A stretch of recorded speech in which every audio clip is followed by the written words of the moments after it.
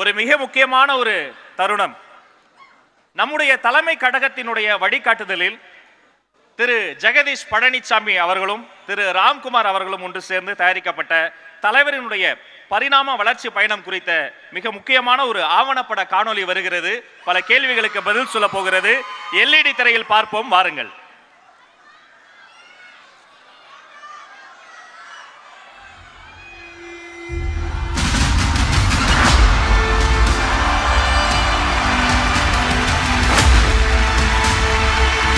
யாரு மேல யாரு கீழே அப்படின்ற பாகுபாடெல்லாம் எப்போ நம்ம பார்க்க போறதே இல்லை. நம்மளை பொறுத்த வரைக்கும் நம்ம எல்லாருமே ஒண்ணுதான், நம்ம எல்லாருமே சமம் தான். அதனால என் நெஞ்சில் குடியிருக்கும்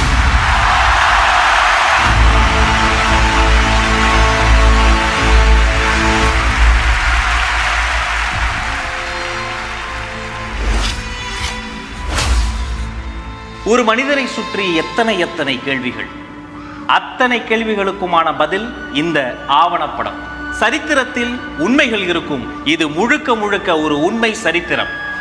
தற்கால தமிழ்நாட்டின் ஒரு மாபெரும் அரசியல் எழுச்சியின் கதை. இது ஒரு வரலாறு, வெறும் வாழ்க்கை வரலாறு அல்ல. கோடிக்கணக்கான மக்களின் வாழ்க்கையை மாற்றப் போகிற மனிதரின் வாகை வரலாறு. மாற்று அரசியல் என்ற பெயரில் செய்யும் ஏமாற்று அரசியல் மத்தியில் உண்மையான ஒரு மாற்று அரசியலை முன்னெடுக்கும் மனிதரின் வரலாறு. எத்தனையோ சக்திகள் இருக்கின்ற போதும் அத்தனை சக்திகளையும் தாண்டி மக்கள் சக்தி துணையோடு இந்த தமிழ் நில பரப்பில் வெல்ல போகிற முதன்மை சக்தியாக வரப்போகிற மா மனிதரின் மகத்தான வரலாறு.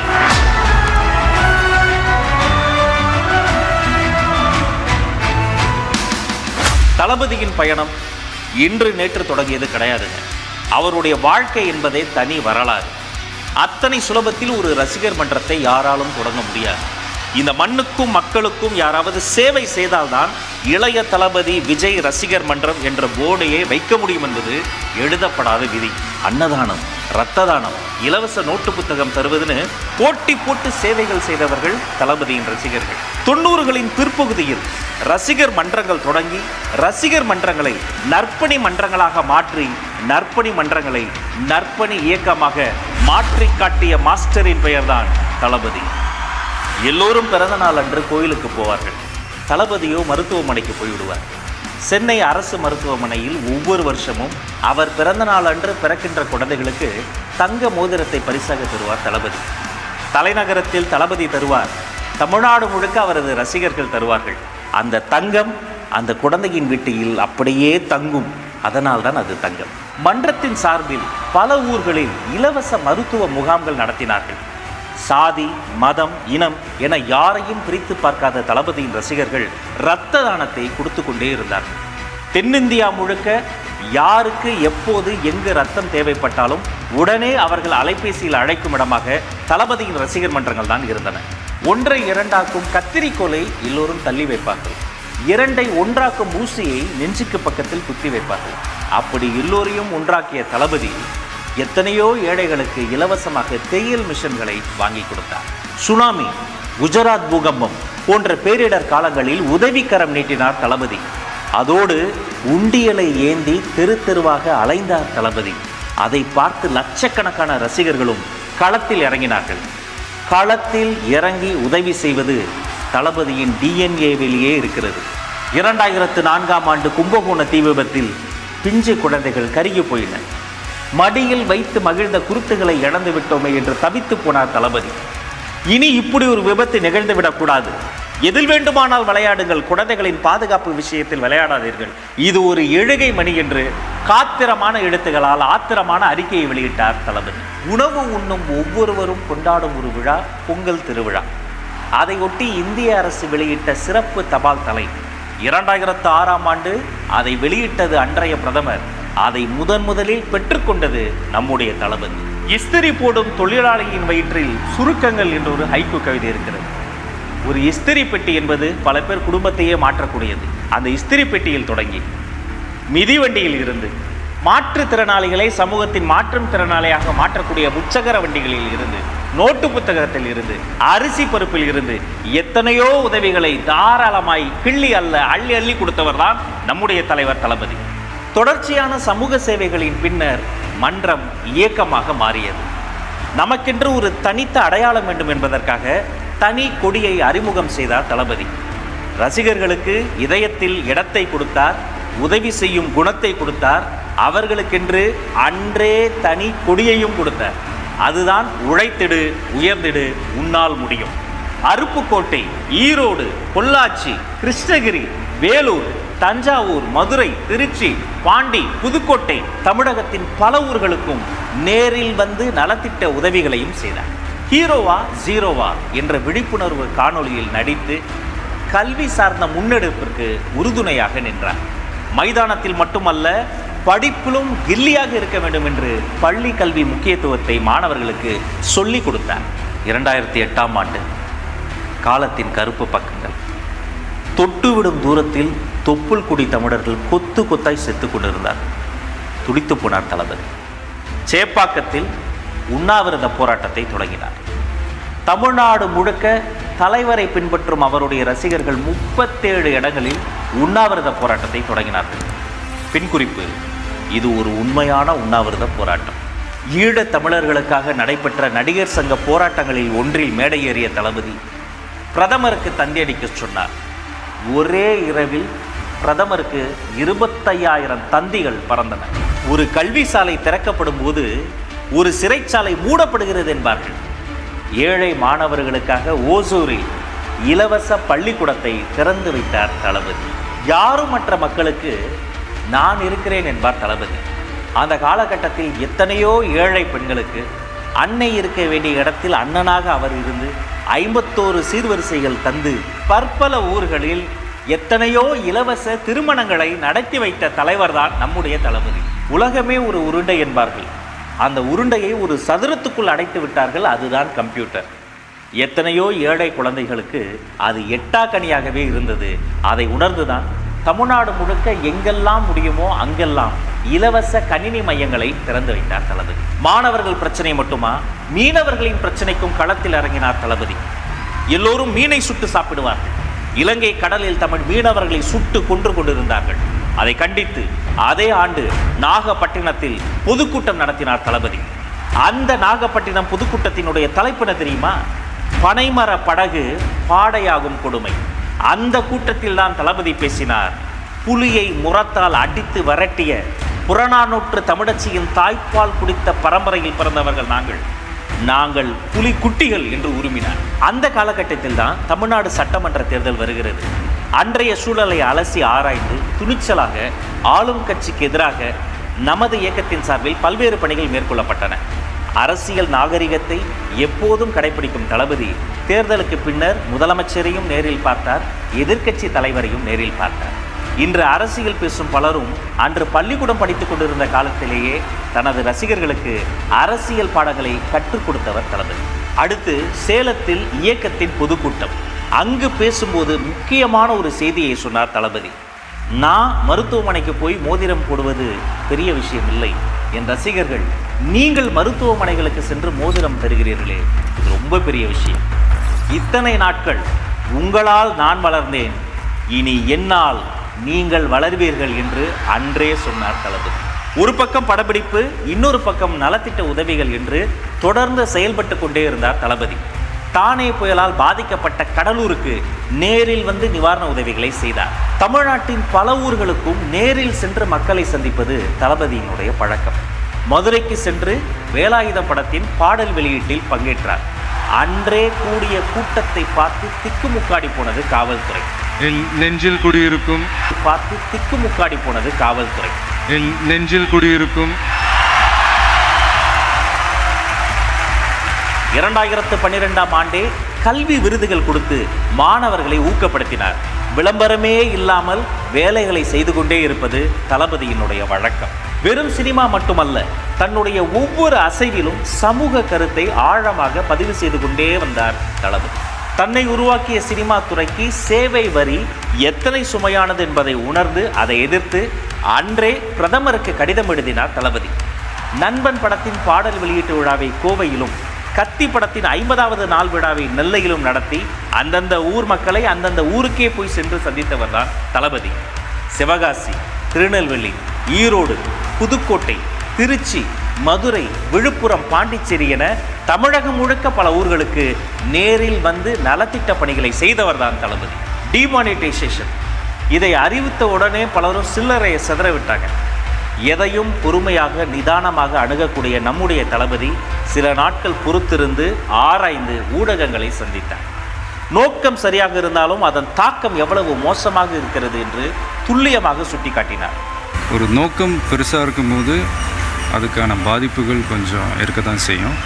ஆனால் என்ன ஒன்று, அந்த பாதிப்புகள் வந்து அந்த நோக்கத்தோடு அதிகமாகிடக்கூடாது அப்படின்றது தான் நம்ம பார்த்துக்கணும். நான் ஆச்சரியப்பட்டு வியந்து போகிற விஷயமே, எந்த பிரச்சனையிலும் எந்த காலகட்டத்திலும் இந்த மனுஷன் எடுத்த ஸ்டாண்ட் ஒருபோதும் தவறாக போனதே இல்லைங்க. மெர்சல் திரைப்படத்தின் தருணத்தை யாரால் மறக்க முடியும்? ஒரு மதிப்பிற்குரிய அரசியல் தலைவர், இவர் விஜய் அல்ல, ஜோசப் விஜய் என்று சொல்லி புலனாய்வு புலியா மாறி ஆதார் கடையெல்லாம் வெளியிட்டார். அதே நாள் ஜோசப் விஜய் என்று பெயர் போடப்பட்ட லெட்டர் பேடிலேயே ஆமா நான் ஜோசப் விஜய் தான் என்று சொல்லும் விதமாக பதிலடி தந்தார் தளபதி. சினிமா என்பது ஒரு மொழி கலாச்சாரத்தினுடைய வெளிப்பாடு என்று தளபதியை ஆதரித்து மதிப்பிற்குரிய திரு ராகுல் காந்தி அவர்கள் ட்வீட் செய்தார். பனிநாடுகளில் மனிதனுக்கு துணையா வேட்டை நாய்கள் உண்டு, பாலைவனங்களில் மனிதனுக்கு துணையா ஒட்டகங்கள் உண்டு. எந்த துணை விலங்குக்கும் யாரும் விழாக்கள் எடுப்பதில்லை. உழவுக்கு துணையா இருக்கிற மாட்டுக்கும் சேர்த்து மாட்டு பொங்கல் கொண்டாடக்கூடியது தமிழினம். அந்த மாட்டுக்கு நீதி கேட்டு மனிதர்கள் போராடியது தான் 2017 ஜல்லிக்கட்டு போராட்டம். பல லட்சம் மாணவர்களோடு களத்தில் போய் அமர்ந்து அந்த போராட்டத்திலும் பங்கெடுத்து தரையில் அமர்ந்து தன்னால் அது திசை திரும்பி விடக்கூடாது என்பதற்காக முகத்தில் ஒரு கர்ச்சீஃபை கட்டிக்கொண்டு பீட்டா என்ற ஒரு பன்னாட்டு அமைப்புக்கு எதிராக துணிச்சலாக வீடியோவும் வெளியிட்ட உணர்வுமிக்க லீடர் நம்முடைய தளபதி. இது சம்பந்தமாக கைது செய்யப்பட்டவங்களை வெளியே அனுப்பிட்டா நான் சந்தோஷப்படுவேன். இவ்வளவுக்கும் காரணமான அமைப்பை வீட்டுக்கு அனுப்பிட்டா தமிழ்நாடு சந்தோஷப்படுவேன். +2 பப்ளிக் எக்ஸாமில் 1200க்கு 1176 மார்க்குகளை வாங்கி குவித்த அரியலூர் அனிதா மருத்துவர் ஆக முடியவில்லை. நீட் என்ற ஒரு தேர்வு அரியலூர் அனிதாவை கொன்றது. அரியலூர் அனிதாவின் வீட்டிற்கே நேரில் சென்றார் தளபதி. நானும் ஒரு தங்கையை பறிகொடுத்தவன் தான், அனிதாவும் என்னுடைய தங்கை தான் என்று அவர்கள் துக்கத்தில் பங்கெடுத்து துணையாக நின்றார் தளபதி. நமக்கெல்லாம் வாழ்க்கையில் என்றாவது ஒரு நாள் வக்கீல் தேவைப்படுவார், ஒரு நாள் மருத்துவர் தேவைப்படுவார். ஒவ்வொரு நாளும் ஒவ்வொரு வேளை உணவையும் உண்ண விவசாயி தான் தினந்தோறும் தேவைப்படுவார். 2017ஆம் ஆண்டு விகெயின் உட்ஸ் நிறுவனம் தளபதிக்கு தங்கப்பதக்கம் தந்தது. அந்த தங்கப்பதக்க மேடையில் கூட தன்னை பற்றி பேசாது இந்த மண்ணை காக்கும் விவசாயிகள் குறித்து பேசினார் தலைவர். நம்ம எல்லாருமே நல்லா இருக்கணும்னு நினைக்கிறவங்க நல்லா இல்லைங்க, விவசாயிங்க. இந்தியா இந்த வல்லரசு ஆகணும், அதாகணும், இதாகணுன்றதெல்லாம் கூட அப்புறங்க. முதல்ல விவசாயிங்க நல்லா வாழ்கிற அரசாக மாறணும். 2018ஆம் ஆண்டு தூத்துக்குடியில் ஒரு ஆலைக்கு எதிராக அப்பாவி தமிழர்கள் 100 நாட்கள் போராடினார்கள். சொத்து சுகத்திற்காக போராடவில்லை, சுத்தமான காற்றுக்காகவும் நிலத்தடி தண்ணீருக்காகவும் போராடினார்கள். 100வது நாள் நீதி கிடைக்கும் என்று அவர்கள் போன இடத்தில் அநீதி கிடைத்தது. தங்கை ஸ்னோலின் உட்பட பலரும் சுடப்பட்டு இறந்தார்கள். இறந்தவர்களின் வீட்டிற்கு பைக்கில் நள்ளிரவில் சென்று அவர்கள் வீட்டின் தரையில் அமர்ந்து உங்களுக்கு நான் இருக்கிறேன் என்று அவர்கள் துக்கத்தில் பங்கெடுத்தார் தளபதி. கஜா புயல் வந்து இந்த மண்ணின் மக்கள் பாதிக்கப்பட்ட போது மன்ற பொறுப்பாளர்களுக்கு நேரடியாக நிதி கொடுத்து நேரடியாக அந்த மக்களுக்கு போய் உதவி செய்ய சொன்னவர் தான் தளபதி. கடவுள் வாழ்வது எங்கே? சக மனிதன் மீது நாம் காட்டக்கூடிய கருணையில் வாழ்கிறார். 2019ஆம் ஆண்டு சர்க்கார் பட பாடல் வெளியீட்டு விழா. அந்த மேடையில் தளபதி பேசியது தலைப்பு செய்தியாய் மாறியது. முதலமைச்சரானா நீங்க என்ன பண்ணுவீங்க? நிஜத்தில் முதலமைச்சராக நடிக்க மாட்டேன். டிஜிட்டல் பேனர் சரிந்து விழுந்து சுபஸ்ரீ என்ற மாணவி அகால மரணம் அடைந்தார். பிகில் திரைப்படத்தின் பாடல் வெளியீட்டு விழாவில் இதை சுட்டிக்காட்டி பேசி கவனக்குறைவாக இருக்கக்கூடாது என்பதை துணிச்சலாக பேசி தன்னுடைய படவிழா மேடைகளை கூட சமூக பிரச்சனைகளின் மீது வெளிச்சம் வீசும் சமூக மேடைகளாக மாற்றி காட்டியவர் தான் தளபதி. சுபஸ்ரீயோட அந்த இழப்பு இல்லை, இந்த நேரத்தில் அவங்களுடைய பேரண்ட்ஸுக்கும் அவங்களுடைய ஃபேமிலிக்கும் என்னுடைய ஆறுதலையும் வருத்தத்தையும் தெரிவிச்சுக்கிறேன். அடுத்த ஆண்டு நெய்வேலியில் முறைப்படி அனுமதி வாங்கி படப்பிடிப்பு நடந்து கொண்டிருக்கிறது. அந்த படப்பிடிப்பை நிறுத்த வேண்டுமென 10 பேர் சேர்ந்து எதிர்ப்பு தெரிவித்து போராடினார்கள். தளபதியை எதிர்த்து 10 பேர் வந்தால் ஆதரித்து எத்தனை பேர் வருவார்கள்னு தெரியும்ல.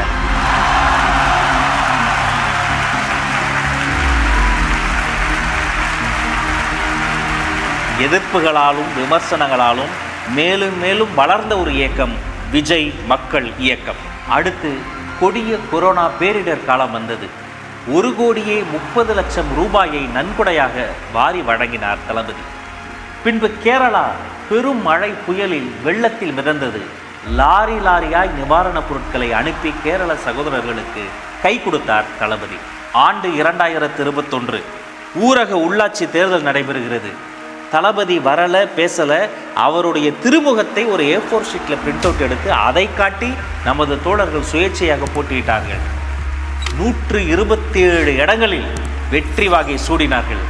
அந்த வெற்றியாளர்கள் புகைப்படம் எடுக்கிற போது கூட வென்ற அவர்களை நடுவில் உட்கார வச்சுட்டு ஓரமாக போய் அமர்ந்த உத்தமர் நம்முடைய தளபதி. அதன் பின்னர் தான் சட்டமன்ற தேர்தல் வந்தது. வாக்களிக்க சைக்கிளில் போனார் தளபதி. ஒரு சைக்கிள் பயணம் இந்தியாவின் தலைப்பு செய்தியாய் மாறியது. ஒவ்வொரு கட்சியும் அவருடைய பெயரை சொல்லி தங்களுக்கு விளம்பரம் தேடிக்கொண்டார்கள். ஆனால் விளம்பரத்தில் அல்ல, களத்தில் கவனம் செலுத்தினார் தளபதி. தன்னை நம்பிய ரசிகர்களை ஒவ்வொரு காலகட்டத்திலும் சரியாக முறையாக அரசியல்படுத்திக் கொண்டே வந்தார். அதை கவனிக்க தவறியது அடுத்தவர்களின் அறியாமை. ஒரு தவறு நடந்த பிறகு தண்டனை தருபவர் அல்ல தலைவர், தவறே நடக்காமல் தடுப்பவர் தான் நல்ல தலைவர். புதுக்கோட்டையிலும் பெரம்பலூரிலும் துப்பாக்கி சூடு பயிற்சி தளத்தில் நடந்த விபத்தை சுட்டிக்காட்டி அதுபோல் இனிமேல் நடக்காமல் தடுக்க வேண்டும் என்றார் தளபதி. புதுக்கோட்டை மாவட்டத்தில் பசுமலைப்பட்டி அப்படின்ற ஒரு இடத்துல புகழேந்தின்னு ஒரு பையன், ஒரு 11 இயர்ஸ் இருக்கும். அந்த துப்பாக்கி சுடும் அந்த பயிற்சி தளங்கள் இருக்குல்ல, அதில் ஒன் ஆஃப் த ஒரு ட்ரைனிங் செஷனில் அந்த குண்டு வந்து தவறாக அந்த பையன் மேலே பட்டு அந்த பையன் வந்து இறந்து போயிட்டாப்புல. அதுக்கப்புறம் அந்த பயிற்சி தளத்தை மூடிட்டாங்க. அந்த பையனோட ஃபேமிலிக்கு நிவாரணம்லாம் கொடுத்தாங்க. அதில் உண்மையிலே பாராட்டுக்குரிய ஒரு விஷயம்தான். அதுக்கப்புறம் கூட பெரம்பலூர் சைடில் கூட அதே மாதிரி ஒரு இன்சிடென்ட் கூட நடந்தது. பட் நல்லவேளை அங்கே உயிர் சேதம் எதுவும் நடக்கல. சொல்கிறேன், இந்த மாதிரி விஷயத்துக்குலாம் அதுக்கான காரணங்கள் என்னென்னு கண்டுபிடிச்சிட்டு அது கொஞ்சம் முன்கூட்டி ஏதாவது மாற்றி பண்ணால் நல்லாயிருக்கும். இலவச சட்ட ஆலோசனை மையம், ரொட்டிப்பால் முட்டை திட்டம், குருதியகம், விடியகம், பயிலகம், நூலகம், விலையில்லா விருந்தகம், விலையில்லா வீடு கட்டித்தரும் திட்டம், இப்படி ஒரு அரசாங்கம் செய்ய வேண்டிய வேலைகளை ஒரு தனி மனிதர் சத்தம் இல்லாமல் செய்து கொண்டே இருக்கிறார். அவர்தான் தளபதி.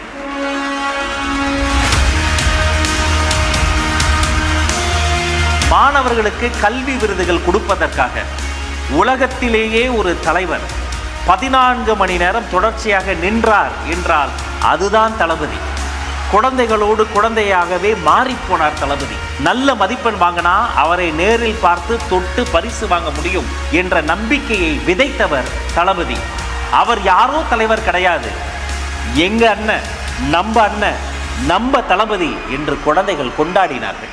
நீ படிக்கவே கூடாது என்று நாங்குநேரியில் ஒரு மாணவனின் கைகள் வெட்டப்பட்டனவே, அந்த வெட்டப்பட்ட கைகளை நேரில் வரவழைத்து பரிசு கொடுத்து, தம்பி நீ இன்னும் படி, பெரியாரை படி, அம்பேத்கரை படி என்று மாணவர்களை நல்வழிப்படுத்துகிற தலைவர் நம்முடைய தளபதி.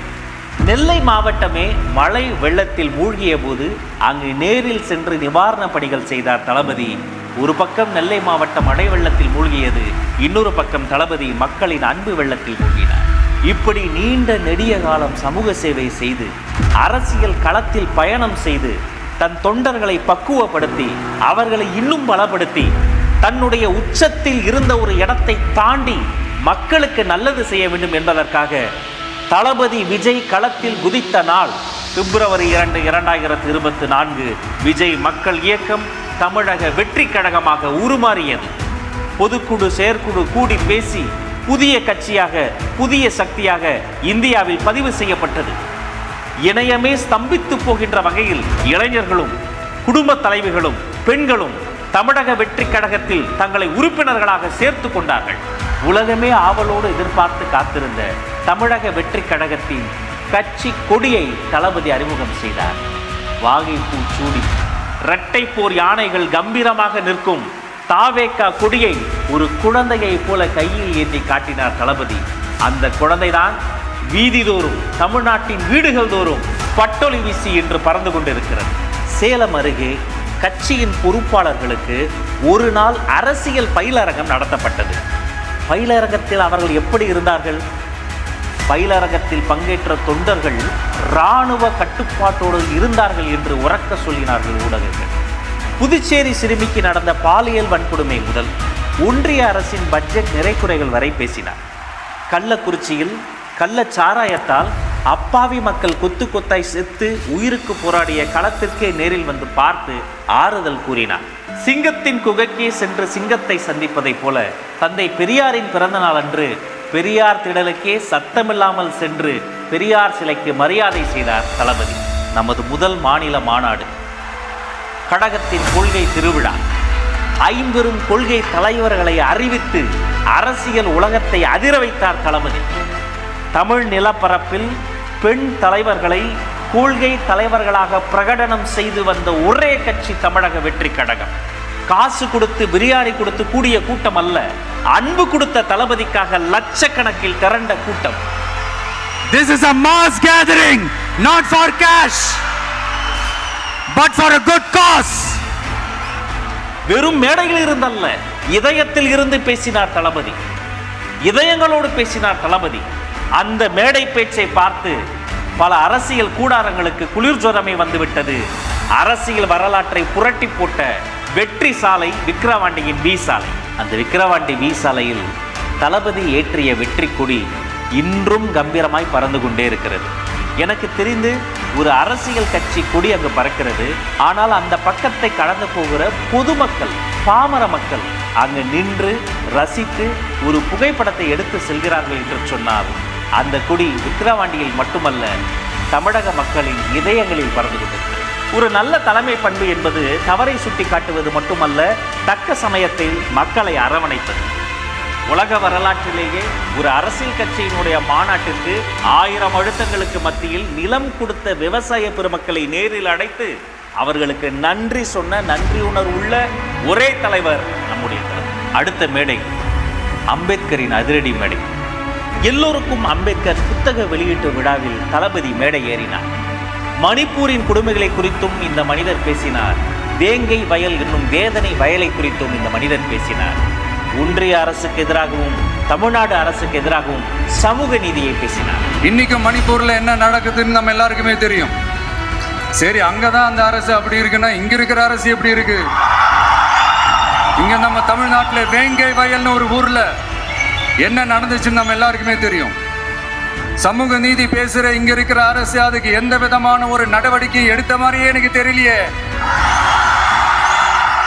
நீங்க உங்களோட சுயநலனுக்காக பல வழிகளில் பாதுகாத்து வரும் உங்கள் கூட்டணி கணக்குகள் அனைத்தும் 2026 மக்களை மைனஸ் ஆக்கி விடுவார்கள்.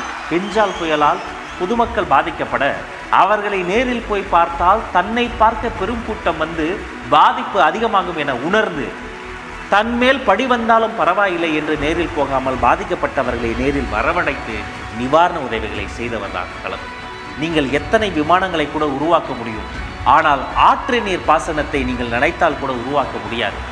நீர்நிலைகளை, விவசாய நிலங்களை, மண்ணை மலடாக்கும் பரந்தூர் விமான நிலையத்திற்கு எதிர்ப்பு தெரிவித்து களத்திற்கே வந்தார் தளபதி. சொந்த நாட்டு மக்களை ஒரு கட்சி தலைவர் பார்க்க வருவதற்கு எத்தனை தொல்லைகள் கொடுத்தார்கள். அத்தனை தொல்லைகளையும் தாண்டி குரலற்றவர்களின் குரலாக ஓங்கி ஒலித்தார் தளபதி. நீங்க உங்களோட வசதிக்காக அவங்களோட நிக்கிறதும் அவங்களோட நிக்காம இருக்கிறதும், நாடகம் ஆடுறதும் நாடகம் ஆடாம இருக்கிறதும், அது சரி, நம்புற மாதிரியே நாடகம் ஆடுறதுல தான் நீங்க கில்லாடிங்களாச்சு. இந்த பிரச்சனையில நான் உங்களோட உறுதியா நிற்பேன். அண்ணா பல்கலைக்கழக மாணவிக்கு நடந்த கொடுமை கொடூரமானது. படிக்க வரும் பெண்களுக்கு பயம் வந்தது. அச்சம் வேண்டாம், அண்ணன் நான் இருக்கிறேன் என்று தமிழ்நாட்டின் சிங்க பெண்களுக்கு தன் கைப்பட கடிதம் எழுதினார் தளபதி. தமிழக வெற்றி கழகத்தின் மகளிர் அணி தோழர்கள் தமிழகம் முழுவதும் அந்த கடிதத்தை கொடுத்தார்கள். கொடுக்க கூடாது என்று பயமுறுத்தினார்கள், அச்சமூட்டினார்கள், கொடுத்தவர்களை கைது செய்தார்கள். மனிதாபிமானம் இல்லாமல் அடைத்து வைக்கப்பட்ட நமது மகளிர் அணி தோழர்களுக்காக தானும் முன்வந்து கைதாகி அவர்களோடு நின்றார் பொதுச் செயலாளர் அண்ணன் ஆனந்த். தமிழகமே பரபரப்பானது. நமது படைபலத்தை நன்கு உணர்ந்தவர்கள் அன்றே அனைவரையும் விடுதலை செய்தார்கள். சீர்குலைந்துள்ள சட்டம் ஒழுங்கு, பெண்களினுடைய பாதுகாப்பை அனைத்து இடத்திலும் உறுதி செய்வது, தரப்படாமல் இருக்கிற தமிழ்நாட்டிற்கு தேவைப்படுகிற புயல் நிவாரணத்தை முழுமையாக தருவது உள்ளிட்ட கோரிக்கைகளை வலியுறுத்தி கவர்னர் மாளிகைக்கே சென்று மனு கொடுத்தார் நம்முடைய தலைவர். தளபதி அவர்கள் இந்தியாவின் அனைத்து முக்கிய தலைவர்களையும் நேரில் சந்தித்தவர். அன்றைய பிரதமர் மன்மோகன் சிங்கையும் சந்தித்தவர், இன்றைய பிரதமர் நரேந்திர மோடி அவர்களையும் சந்தித்தவர். எதிர்க்கட்சி தலைவர் ராகுல் காந்தியை சந்தித்து நட்பு பாராட்டியவர். தென்னிந்தியாவின் முக்கிய முதலமைச்சர்கள், எதிர்க்கட்சி தலைவர்கள், அனைத்து கட்சி தலைவர்களையும் நேரில் பார்த்து நட்பு பாராட்டிய அரசியல் நாகரிகத்தின் உச்சம் தலைவர் தளபதி. ஜனநாயக முறையில் எங்களை நம்பி பதவிகளை அல்ல பொறுப்புகளை கொடுத்தார் எங்கள் ஜனநாயகன். மன்ற நிர்வாகி, மருத்துவர், மாற்றுத்திறனாளி, ஆட்டோ ஓட்டுநர் என அனைவரும் மாவட்ட செயலாளராக இருக்கக்கூடிய ஒரே கட்சி தமிழக வெற்றி கழகம். இது ஓராண்டின் நிறைவல்ல, இன்னும் வரப்போகும் 100 ஆண்டு வரலாற்றின் தொடக்கம். நேற்று வந்தவர் அல்ல, காலம் காலமாய் களப்பணி செய்தவரின் வாழ்க்கை. ஊர் ஊராய் அலைந்து மக்கள் நல பணிகளை செய்தவரின் உண்மையான வரலாறு. குரலற்றவர்களின் குரலாக ஒலித்தவரின் கொள்கை கூட்டம். கோடிக்கணக்கான மக்களுக்கு நன்மை செய்தவருக்காக கோடிக்கணக்கில் தொண்டர்கள் திரண்டிருக்கும் கொள்கை குடும்பம். இது வெறும் ஆவணப்படம் அல்ல, சத்தமில்லாமல் சாதனைகள் செய்த தளபதி விஜய் என்னும் சரித்திரம்.